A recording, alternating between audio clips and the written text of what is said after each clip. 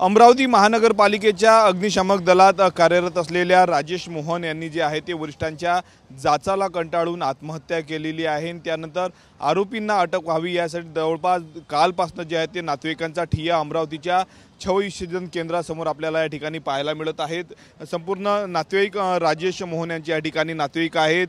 वरिष्ठांच्या जाचाला कंटाळून राजेश मोहन यांनी विष प्राशन करून जे आहे ते आत्महत्या केली। त्यामुळे आरोपींना अटक करावी, सोबतच ॲट्रॉसिटीचा गुन्हा दाखल करावा यासाठी त्यांचं कुटुंब जे आहे ते जिल्हा सामान्य रुग्णालयाच्या शवविच्छेदन गृहाच्या बाहेर आंदोलन करत आहेत। काल कडाक्याच्या थंडीत देखील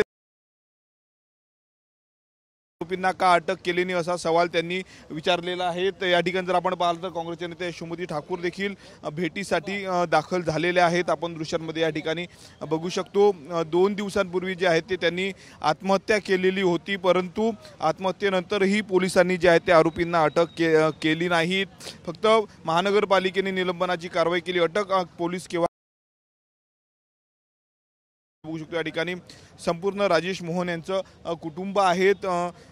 महानगरपालिकेच्या अग्निशामक विभागात कार्यरत असलेल्या रमेश केंद्रे व लक्ष्मण पावडे या कर्मचाऱ्यांवर ॲट्रॉसिटी अंतर्गत गुन्हे दाखल करून त्यांना जी आहे ती अटकेची मागणी करावी, अशी अटक करावी अशी मागणी जी आहे ती कुटुंबियांनी केलेली आहे।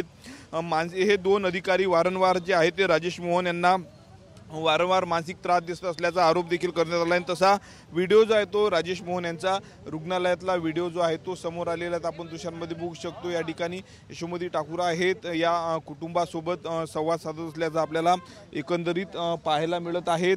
आरोपींवर जे आहे ते कारवाई करावी, अटक करावी अशी मागणी जी आहे ते परिवाराने केलेली आहे। कॅमेरामॅन अनिकेत दहातोंडेसह मी स्वप्नील उमाप, TV9 मराठी, अमरावती।